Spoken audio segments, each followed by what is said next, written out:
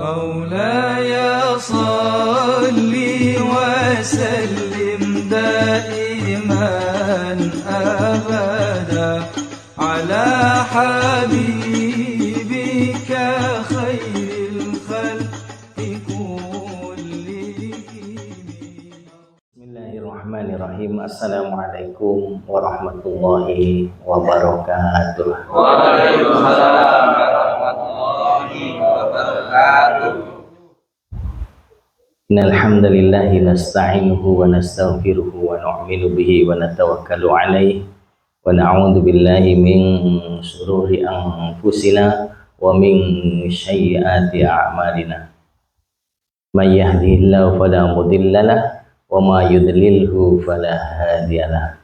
Asyhadu an la ilaha illallah wahdahu la syarikalah wa asyhadu anna sayyidana wa maulana wa habibana wa qurratu a'yunina Muhammad sallallahu alaihi wasallam wa ala alihi wa sahbihi wat tabi'ina lahum bi ihsan ila yaumil qiyamah. Amma ba'd. Santri-santri sedaya ingkang dimuliakan Allah. Amin. Pak insyaallah panjenengan dipun tresnani kalian Allah lan Rasulullah. Amin. Sedaya tiang dan dunia niki termasuk kita. Tentu uripe niki pingin mulya, pingin seneng, ya, pingin nopo-nopo niku dadekno awake dhewe niki lega utawi lila. Leres mboten? Leres. Ana ora sing pengin susah nang kene? Ya ana. Ananging cita-cita sedaya menungso yang ini secara umum sudah fitrah, kabeh wong iki pengin urip enak. Tapi tidak semua orang mendapatkannya. Bahkan sebagian besar ini ya, sebagian besar sejak zaman dulu sampai nanti akan menyatakan urip kuwi gak patek penak. Iya lah. Urip kuwi perasaanku gak iso penak kaya kancaku iko. Dan ini fitrah. Fitrahnya manusia iku pengin urip pengin napa-napane cukup. Saiki tak duduhi rahasia. Selagi nih sampean sik duwe keinginan kaya ngene iki, uripmu gak iso penak. Gak mungkin uripmu iso penak. Uripe dhewe iki, hidupnya manusia ini bakal terus-menerus jadi penderitaan demi penderitaan, kesusahan demi kesusahan, rekoso neh demi rekoso neh, kalau tujuan kita itu hidup ini adalah keinginan, adalah targetnya adalah kecukupan, wallahi nggak bakal ketemu. Karena fitrahnya manusia itu tidak pernah merasa cukup. Lah wong sing fitrahe gak merasa cukup, bagaimana mungkin punya tujuan uripe cukup?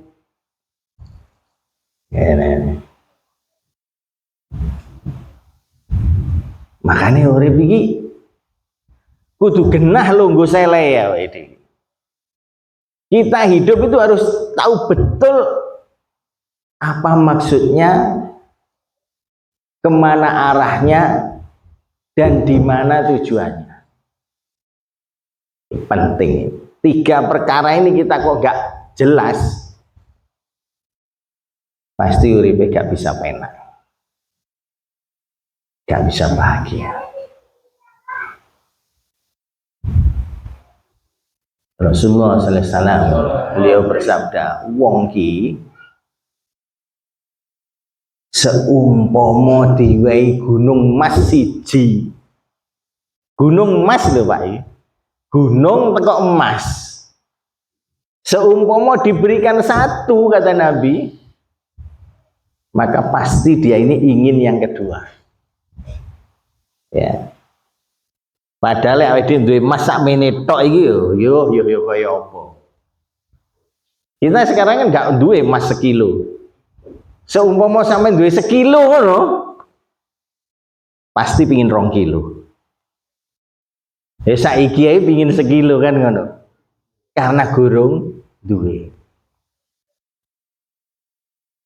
Maka Nabi itu mengisyaratkan dalam sabdanya, lah kok sekilo, sak gunung itu loh, segunung itu loh. Kamu diberi sama Allah, pasti kamu akan ingin gunung emas yang kedua.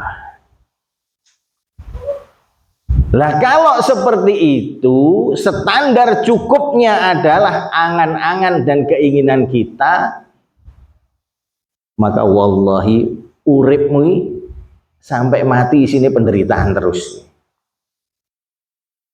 Dino-dino yang kamu pikirkan tuh hari-hari apa yang belum saya dapatkan. Itu siksaan apa ora? Siksaan.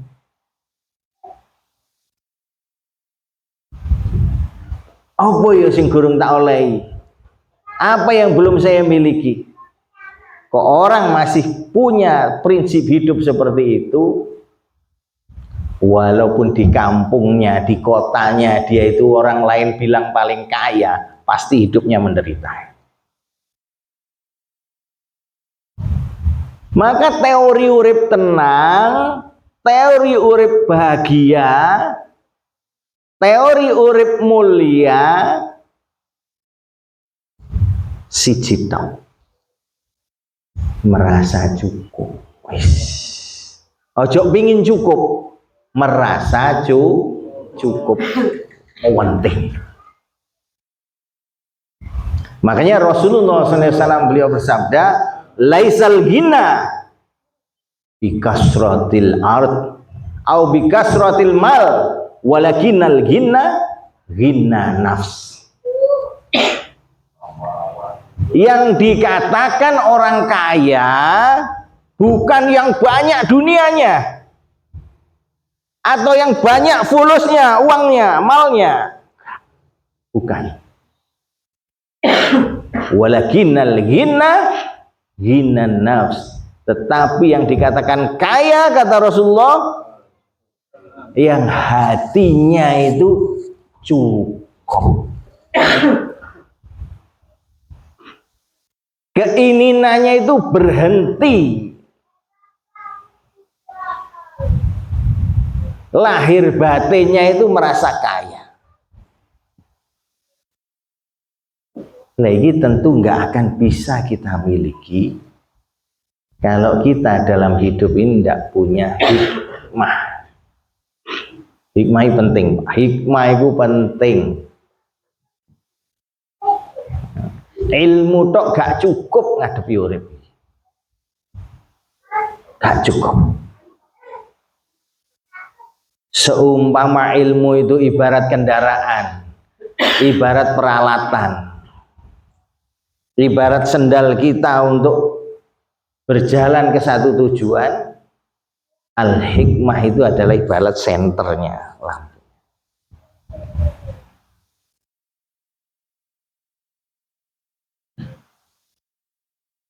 Kita ini sering punya obsesi yang berlebihan, melebihi dari kebutuhan kita, sing membuat kita ini urip susah. Kalau Allah itu sudah punya sifat ar-Razzaq, Allah punya sifat ar-Razzaq, maha pemberi rezeki, maka bisa dipastikan Setiap orang pasti punya rezeki. Allah Al-Adl, Maha Adil. Mau semut, mau gurem, atau mau hewan paus yang paling besar, karena Allah punya sifat Ar-Razzaq, pasti Allah beri rezeki.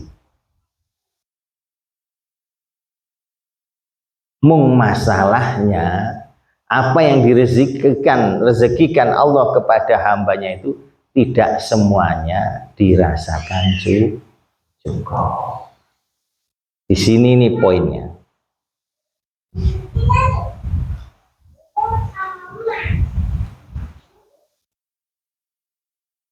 Janji-janji malaikat Allah. Ada cerita masyhur, ya,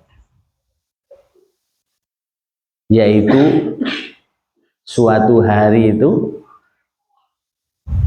Raja Harun Al-Rasyid, Rojo sing nguasai dataran Timur Tengah hari itu, sugih kaya apa? Sugih kaya apa? Bondo, dunya, kuasa, semuanya dalam kuasa dia. Tapi beliau itu seumur hidupnya itu merasa pada saat itu, dalam cerita ini, merasa ada sesuatu yang harus saya lakukan, harus saya dapatkan dan kurang. Maka beliau itu punya hobi itu keluar jalan-jalan. Ya lagi senggang gini suruh panglimanya ngawal, aku metu. Arep apa? Badhe napa Tuan Raja? Ngedemno pikir, nenangno awak. Cara basa saiki refreshing. Healing. Orang dengan kata-kata healing itu menunjukkan dia itu sedang trouble, sedang ada beban otaknya itu. Ya. Ini lek wong iman niku nyekel tasbih wis healing. Tembus langit nang pitu kono. Iya ta? Wis healing. Meneng muraqabah wis healing. Tapi orang yang tidak punya konsep hidup bahwa kecukupan itu adalah bersama Allah, itu mikir. Maka Raja Harun Al-Rasyid itu keluar dari kerajaannya, dikawal sama punggawa-punggawanya, sama jenderal-jenderalnya. Maka di suatu perjalanan, di tengah jalan itu beliau melihat ada satu orang, ya, sudah setengah tua, pakaiannya sangat sederhana, sedang santai sandar di bawah pohon, dengan wajah yang berseri-seri dan tersenyum-senyum. Ndelok mendur guyu, ndelok rono guyu, terus lambene komat kamit.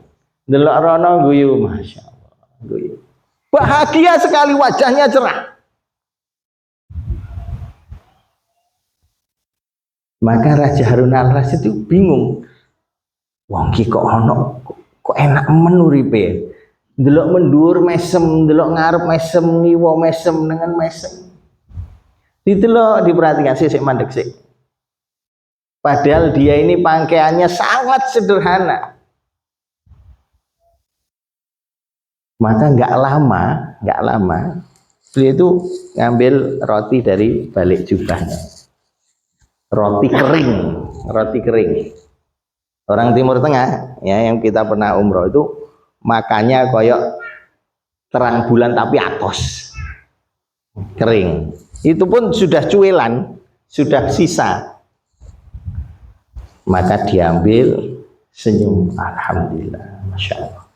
Terus beliau itu noleh ke belakang. Di belakang itu ada aliran air, dudu ceren ya, apa ya, sungai kecil. Zaman ku ya bening. Dicelup, bismillah, dicelup, rodok suwe, dipandeng, masya Allah, dicokot, bismillah, Allah, bismillah wa ala barokatilah, cokot. Bar ngono dinikmati kelamutan, masya Allah. Terus dilek, Alhamdulillah, alhamdulillah.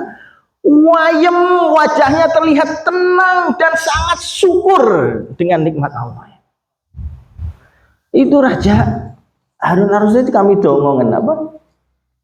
Tertegun. Masya Allah. Dia noleh lagi ke belakang, celup lagi di sungai. Agak lama. Bismillah.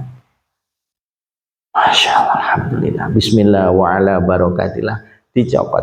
Nah, itu dungane mangan, Pak. Apa dungane mangan? Dudu Allahumma barik lana. Ya. Bismillah wa ala barakatillah. Dicopot. Dinikmati, Masya Allah. Ditelan, alhamdulillah. Seolah-olah seluruh alam yang dia pandang itu indah semua. Wajahnya penuh dengan ridho dan bahagia. Dicelup yang ketiga. Bismillah. Dipandang. Masya Allah. Alhamdulillah. Dicokot Bismillah wa ala barakatuh. Dia makan dengan mesem. Masya Allah. Udah masih sisa beberapa satu keping dilebok noneh. Alhamdulillah. Terus dia njupuk banyu neng kali diumbi. Beliau mengatakan alhamdulillah. Alhamdulillah ala kulli ni'am ya Rabb. Alhamdulillah ya Allah atas semua nikmat yang telah Engkau berikan kepadaku dengan wajah yang begitu syukur. Maka Raja Harun itu sisi aku gawon runundang bahwa saya ke orang itu, saya ingin tahu apa yang dia rasakan sampai dia mempunyai wajah syukur sebegitu tulusnya. Maka Raja Harun sampai kepada beliau, assalamualaikum ya Syekh. Waalaikumsalam. Rojo iki. Ya, saya Harun Al-Rasyid. Oh, alhamdulillah, alhamdulillah. Kita ditakdirkan ketemu di sini. Ada apa gerangan panjenengan ini kok datang kepada saya? Maka Raja Harun Ar-Rasyid turun dari kendaraannya dan bertanya,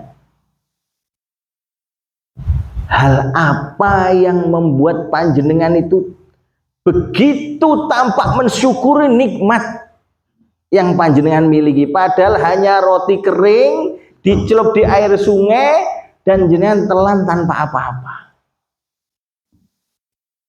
Dia ini heran, saya itu tiap hari makan rotinya sing empuk gadek seumpama ngecelup madu atau susu dan lauknya coelane daging. Saya tidak pernah syukur seperti kamu. Maka beliau ini menjawab, wahai Tuan Raja Harun Al-Rasyid, bolehkah saya bertanya sebelum saya menjawab pertanyaan panjenengan? Boleh, silakan. Saya bertanya kepada Anda, seumpama panjenengan di istana panjenengan makan roti yang empuk, yang nikmat, yang kelas, sampai coel dengan madu atau susu, kemudian sampean kunyah, kemudian ketika panjenengan telan nyangkut di tenggorokan, boso niki ini plekiken ngene. Saya tanya pada Tuhan, demi untuk menurunkan makanan yang nyangkut di tenggorokan, sampean mau memberikan separuh harta panjenengan? Mikir, iya ya, ya gelem lah, sopo gelem mati plekiken. Siapa mau mati kayak iso ambekan? Alhamdulillah. Pertanyaan saya kedua, seumpama setelah panjenengan beri separuh harta itu dan kemudian makanan itu turun sampai di perut, tidak bisa keluar, tidak bisa jadi kotoran, nyangkut di perut, apakah panjenengan mau menukar agar makanan roti panjenengan tidak jadi penyakit di perut, bisa keluar jadi kotoran dengan sisa separuh harta panjenengan? Mikir, Sapa arep mati pedegelen kan ngene. Ya maulah. Sing penting awake dhewe sehat. Maka beliau mengatakan, Masya Allah. Wahai Tuan Raja, sesungguhnya Allah memberikan kepada saya roti. Roti yang halal yang bisa saya makan. Air gratis, free. Saya makan juga, saya diberikan lidah yang sehat, nelan yang lancar, dan insya Allah ya. Maka apa yang tidak bisa saya syukuri daripada nikmat ini? Alhamdulillah, beliau mengulangi lagi. Maka Raja Harun al-Rasyid itu nangis. Masya Allah. Benar kamu ya Syekh, beri nasihat pada saya. Beri nasihat pada saya. Maka beliau menasihatkan, sesungguhnya hidupmu itu adalah penderitaan jika kamu tidak mengenal siapa yang mengirimmu untuk hidup di dunia ini. Jadi urip iki Pak, lek ngerti jeluntrungane, kita ini urip untuk apa? Yang tujuannya itu mau apa? Maksudnya mau apa? Tujuannya kemana? Kita kok gak tahu tiga ini Pak. Walaupun sampean jadi bupati 10 periode, susah urip. Susah. Urip sing simpel ae. Simpel ae. Allah mengirim kita ke dunia iki. Awake dhewe iso njaluk ora? Ditakdirno dadi jenderal, apa dadi konglomerat, apa dadi wong sing sugih, apa ditakdirno dadi wong sing tani, apa sing lian-liane, gak iso njaluk kabeh. Maka pada prinsipnya dia menungso iki padha. Kamu jangan terkesan dengan makhluk-makhluk yang Allah jadikan dia itu pangkat. Kamu jangan terkesan dengan makhluk-makhluk yang Allah jadikan dia itu kaya. Kamu jangan terkesan dengan makhluk-makhluk yang Allah jadikan dia itu banyak temennya, oke bolone, oke bondone, oke kuosone, angger telepon apa-apa iso. Semua itu yang menciptakan siapa? Allah. Opo-opo itu ada kalau dia itu tidak pernah menjadikan ridho Allah sebagai tujuan hidupnya, maka seumur uripnya menderita. Ini poinnya. Poinnya kita hidup itu yang menghidupkan siapa? Allah. Dan pasti kita nanti akan ditimbali untuk kembali kepada Allah. Maka pastikan ketika kamu kembali kepada Allah, Allah ridho pada kamu. Pastikan. Wis iku tok ae pikirmu. Iku tok ae pikir. Ojo gathik Mas Tekno, pokoke aku besok mati sugih. Tuwekku besok iso ninggali anak putu, gak jaminan. Kamu kok masih punya target-target makhluk dunia, uripmu gak bakal tenang. Karena Rasulullah bersabda, seumpama kamu dikasih 1 gunung pasti minta 2 gunung emas. Dikasih 2 gunung emas pasti minta 3 gunung emas. Maka jangan pernah menyandarkan tujuan hidupmu kepada dunia. Bodoh. Mbok klumpukno banyak seperti apa, pasti kamu tinggal. Pasti kamu tinggal. Maka ketika kita meninggal, dunia ini bukan tempat kelompok-kelompok loh Pak, tempat meninggal. Ketika kita meninggalkan dunia, sing paling getun pasti sing dunia banyak, karena dia tinggalkan. Pasti itu. Wis nggih, tak kasih asumsi ya. Tak kasih contoh ya. Ada orang kerja di Malaysia dengan durasi kerja 5 tahun. Ya. Selepas 5 tahun dia harus pulang. Maka dia kerja keras di sana. Isu awan sore lembur. Kepala buat kaki, kaki buat kepala, ibaratnya. Nggak pernah leren. Dapatnya uang itu untuk bangun rumah di Malaysia sana. Kerja setahun dapat rumah. Kerja 2 tahun beli villa. Kerja 3 tahun beli hotel. Kerja 4 tahun beli mall. Kerja 5 tahun bikin perumahan real estate yang luas. Tahun kelima dia dipaksa pulang ke Indonesia. Kira-kira stres apa ora? Kira-kira itu orang bodoh apa ora? Sedangkan dia tahu durasi saya 5 tahun dan 5 tahun saya mau nggak mau harus balik ke Indonesia. Dia habiskan seluruh potensinya, tenaganya, pikirnya, tabungannya untuk membangun di satu tempat yang dia wajib meninggalkan. Maka dia akan pulang dengan hati keronto-ronto, nangis, goblok aku ini, goblok aku ini. Saiki aku balik ke Indonesia ndak punya apa-apa. Dia sepanjang perjalanannya itu dia akan misu-misu ya awake dhewe. Begitulah nasib orang nazak kalau uripe hanya untuk dunia. Orang sakaratul maut itu kalau tujuan hidupnya hanya untuk dunia, misu-misu ya awake dhewe. Goblok kan, goblok. Akhirnya kejet-kejet karo melilik-melilik. Moh nyawa iki moh dicabut dari tubuhnya. Karena kelet dengan dunianya. Na'udzubillah. Maka sekarang itu kamu rubah itu. Pandangan uripmu itu kamu rubah. Orang itu sampean tahu wong kalau orang Madura itu mau nyebrang ke laut itu zaman belum ada kapal feri itu.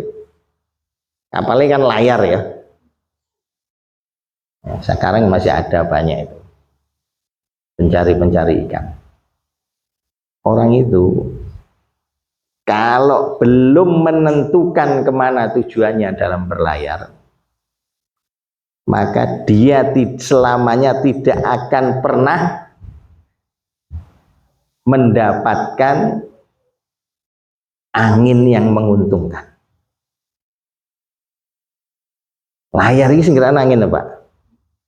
Lah kalau dia tidak tahu ke arah mana tujuan hidupnya atau tujuan kapalnya, dia nggak akan pernah dapat atau memanfaatkan angin yang menguntungkan. Lah piye orang duwe tujuan loh. Angin ngalor, wer kapal ngalor. Angin ngidul, wer kapal ngidul. Karena tujuan. Dia tidak akan bisa memanage, mensikapi, memanfaatkan apa-apa yang Allah hembuskan kepada dia dengan manfaat. Isinya mau bingung aja. Begitulah orang yang menaruh tujuan hidupnya untuk dunia. Bingung.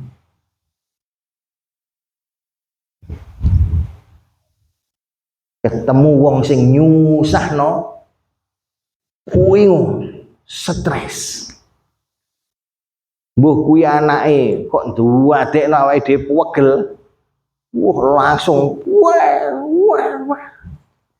Mbuh iku bojone sing lanang apa sing wedok duwadekno awake dhewe emosi. Isine nesu. Ditemukan oleh Allah dengan keadaan yang tidak menyenangkan, dia misuh. Dia akan mengumpat, bahkan melaknat, kadang-kadang ngajak minggat. Neng dinding kan wis masuk mahat sini, wah wong kene wonge gak enak-enak, wong ngalih mahat kono misale. Ya utawa Rabi karo wong desa A, oh, gak enak. Golek bojone desa B misalnya. Keinginan jadi sandarannya terus. Wallahi dia selamanya nggak akan bisa memanfaatkan hembusan-hembusan takdir yang Allah berikan pada dia. Tidak akan bisa memanage jadi manfaat. Lu pentingnya hikmah. Urip iki simpel Pak kanggo wong sing kenal pangeran. Kalau Allah datangkan masalah pada kita, hantaman-hantaman masalah ujian pada kita, berarti itu pintu lebar terbuka, kita bisa dapat pahala sabar. Mana ndak toh?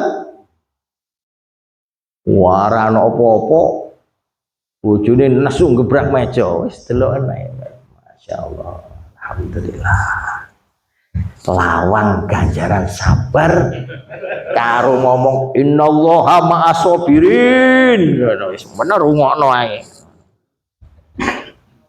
Enak. Hembusan-hembusan peristiwa takdir yang itu jadi irodahnya Allah, sampeyan aja ngira dunyoe mlaku dhewe lho Pak. Sing garai awake dhewe iki mumet. Kita itu punya kepahaman makhluk ya obah dhewe-dhewe. Menungso ya obah dhewe-dhewe. Iku nggare urip mumet. Tapi kok awake dhewe duwe kepahaman. Sapa sing ngobahno donya iki? Allah. Sing ngatur donya? Allah. Sing ngobahno menungso? Allah. Wa annahu adhaka wa abka. Ketahuilah yang membuat kamu susah, nangis utawa tertawa, wa annahu dialah Allah. Sesungguhnya hu Allah. Aja dikira wong senengi seneng krana perjuangane. Senengnya apa? Nampa warisan. Iku wis takdirmu dina iku, kowe nampa warisan mergo wulan wingi pakmu ditimbali. Utawa sewalike dina iku ana wong sing gak ada urusan dengan kita, tiba-tiba menjadikan hidup kita ini bermasalah. Pahami orang itu yang menciptakan, yang menggerakkan, maka hembusan-hembusan takdir itu kamu sikapi. Kalau yang menyusahkan, menyedihkan, membuat kita marah, pahami itu pintu keridhaan Allah dari amalan sabar. Kalau itu menyenangkan, datang orang menyenangkan, ojo mbok kira, wah Pak Abdul Ijan, wah aku seneng tenan nang wong iki, wah apik tenan, padahal ya dulur ngene. Kalammu seperti ini seolah-olah kamu lupa kalau Pak Abdul itu yang menciptakan Allah, yang memberikan kesenangan kepada dia, yang memberikan ilham untuk berbagi kepada kamu, yang mendatangkan kepada kamu. Maka pertama sekali kamu memuji Allah, alhamdulillah ala kulli hal, ala kulli ni'am. Baru kamu matur suwun Pak Abdul. Nah, baru. Kalau kita diberi nikmat, hembusan-hembusan takdir yang menyenangkan, berarti itu satu pintu terbuka, Allah ridho karena syukur kita. Kalau kita diberi hembusan-hembusan takdir yang menyedihkan, berarti itu pintu Allah ridho karena sabar kita. Enak toh? Enak.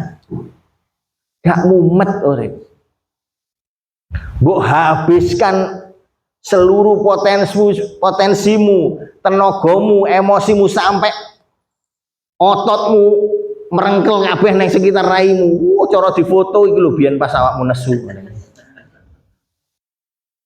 Ora lek ngrampungno masalah. Wasta'inu bis sabri was shalah. Ngadepi masalah wudu, sabar, salat.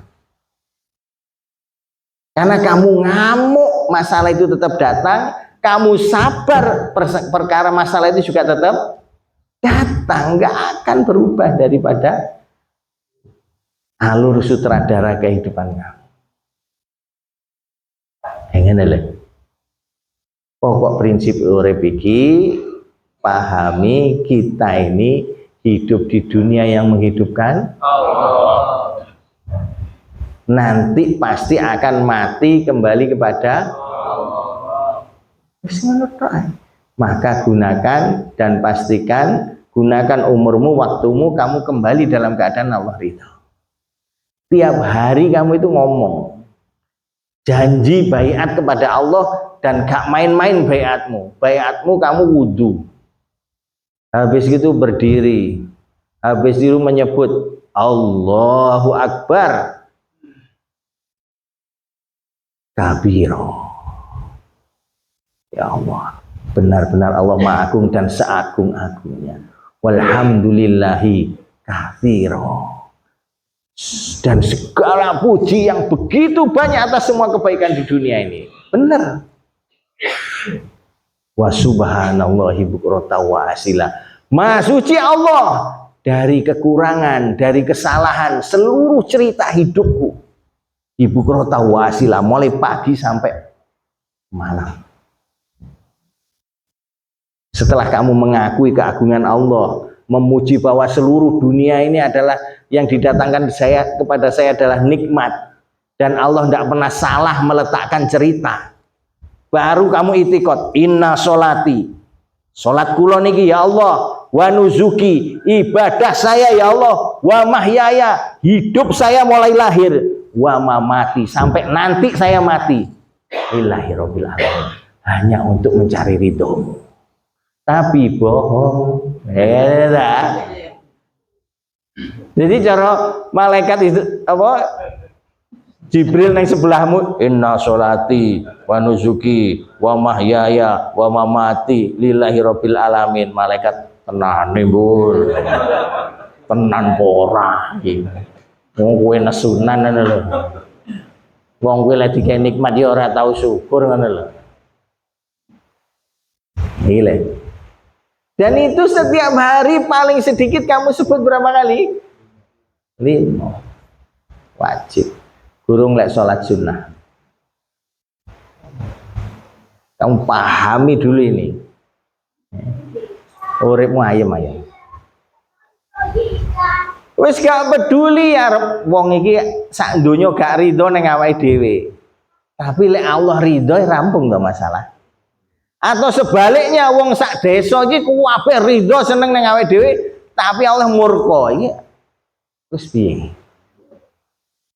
Ya iku wong sing sibuk golek donya karo siasat donya, ngomong dhuwit rono rene ben dicoblos misale. Iki kaya opo ngene.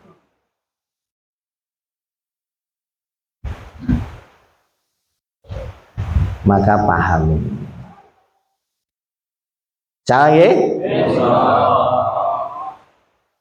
Mulai sekarang yang pinter nyiasati hidup. Mulai sekarang itu pandengen kabeh perkara iki karo kalam-kalam, karo ucapan-ucapan sing sederhana tapi membuat kita ini berkelas, punya derajat di hadapan Allah. Imam Syafi'i rahmatullah alaih, beliau itu pernah dekat dengan satu tokoh, ya jenenge kiai gede ya. Ada tokoh yang dekat dan dia baik sekali, baik kepada Imam Syafi'i, baik, senengane ngasih hadiah, ngasih uang, ngasih apa untuk mendukung perjuangannya. Tapi dia ini orang munafik.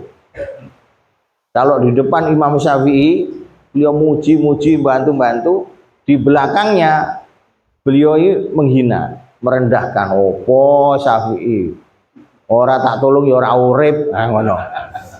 Macam-macam. Opo kuwi ngono. Dihina-hina. Maka disampaikno karo muhibin sejati nih, pecinta sejati. Wong iki kok ngene di depan Imam Syafi'i baik. Akhirnya sampai nang Imam Syafi'i. Wahai Imam, pangapunten kula lapor karena niki keburukan, biar enggak terjadi terus menerus. Apa? Niki lho, sahabat jenengan Fulan bin Fulan niku. Yang setiap kali mendukung jenengan, support jenengan, memuji jenengan. Itu kalau di belakang merendahkan jenengan, menghina jenengan, membohongkan jenengan. Imam Syafi'i wong ahli hikmah. Piye jawabe? Alhamdulillah. Berarti aku iki duwe wibawa. Wonge wanine ngomong nang buriku. Alhamdulillah. Ngono tok iki. Wali-wali iku, Pak. Wali-waline pangeran iku.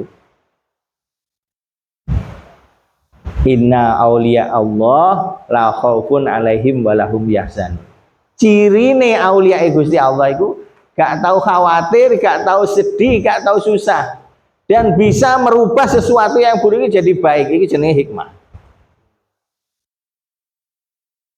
Ya alhamdulillah toh.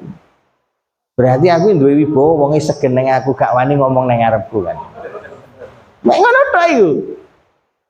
Akhirnya santrine sing pecinta sejatinya, loh tapi kan bahaya.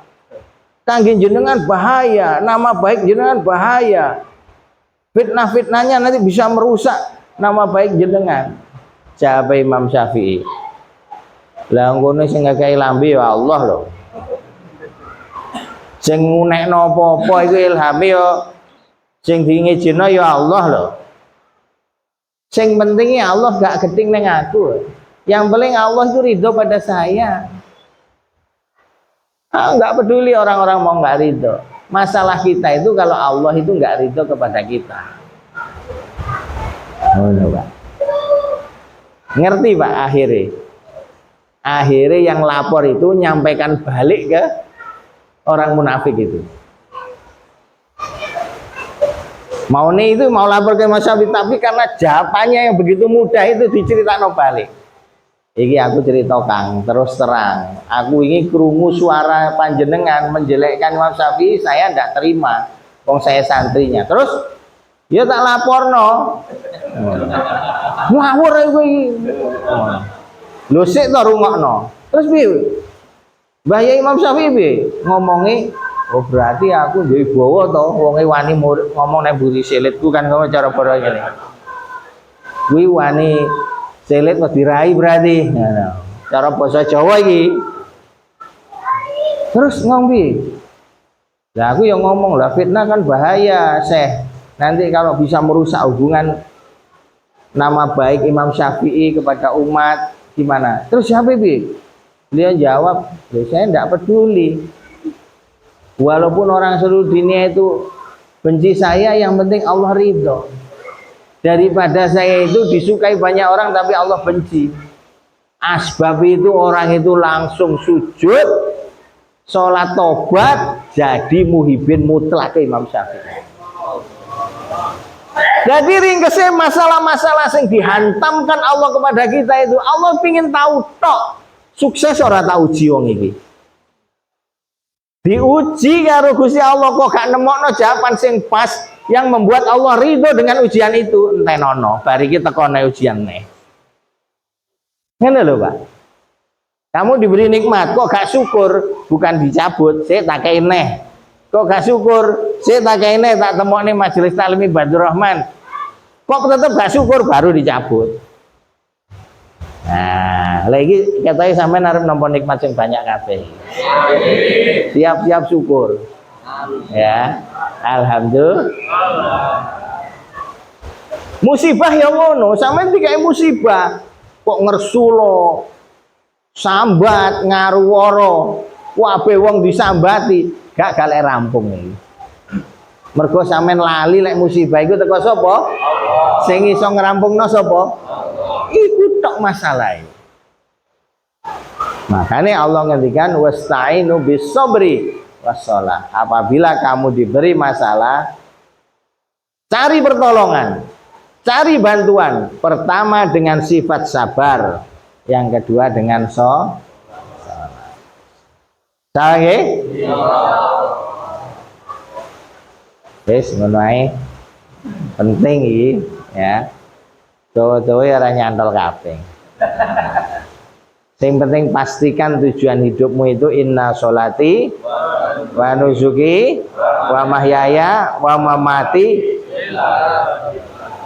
insyaallah husnul khatimah. Subhanallah bihamdi subhanakallah wa bihamdika asyhadu an la ilaha illa anta astaghfiruka. Wassalamualaikum warahmatullahi wabarakatuh.